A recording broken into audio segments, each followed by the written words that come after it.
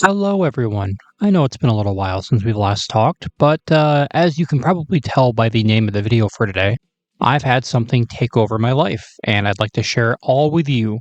So, why don't we take a little bit of a look at Balatro?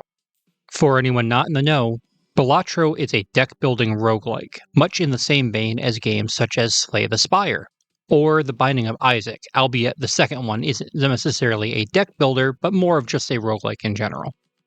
If you're unaware of what the genre entails, a roguelike is a game in which by going through multiple randomized runs, you unlock upgrades and other items for future runs to be found. So, for example, in Slay the Spire, the more you play certain characters, the more cards you unlock for their decks to show up, which gives you different playstyles and variability going forward. Balatro takes that concept and applies it to a very simplistic element actual card games, namely poker. Every turn, you play a different poker hand, such as a pair, a high card, three of a kind, a flush, etc., etc.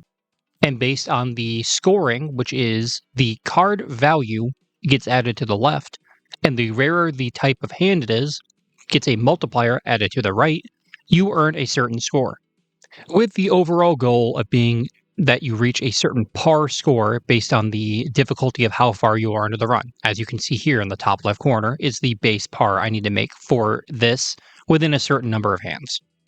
But this is where Balatra's unique gimmick comes in. As you can see up top, by default, you can have up to 5 Joker cards, which have different crazy, wacky effects. For example, in my hand, the first Joker in the top left corner adds 30 extra points to the left side of the combo for every face card, a king, queen, or jack, that I play during my hand. As you can see, if you're playing things like two pairs, it can exponentially increase what your score is. So, besides different build crafting between runs, there's also the element of having specific ways to unlock jokers for future runs.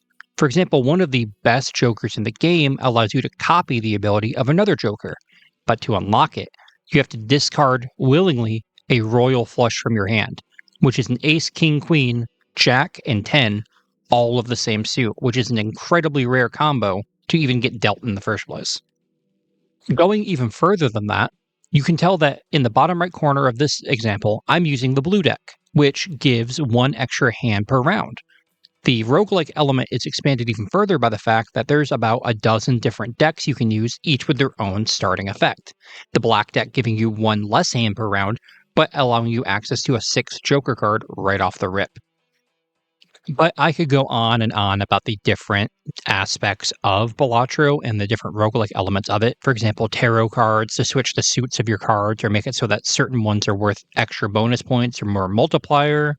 The fact that you can completely ignore some of the aspects of pairs and play extra cards like stone cards to add to the left side of your score.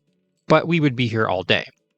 Long story short, this is a card game with much more depth than it appears on the surface, and well worth a try if you're into roguelikes, especially if you enjoy deck builder roguelikes, such as the aforementioned Slay the Spire. But I appreciate and thank all of you for stopping by. I know I haven't been posting a lot lately, work in particular has been keeping me down, but I plan on getting back to more regular uploads in the near future. Now, if this is something you'd like to see more of, me talking about smaller games that, have come into the spotlight, but people may not understand as well, please let me know. But in any other case, I'm so glad you stopped by. Happy holidays as I'm recording this on Christmas Eve, and I will see you sometime soon and in the new year. Take care of each other, be kind, and I'll see you soon.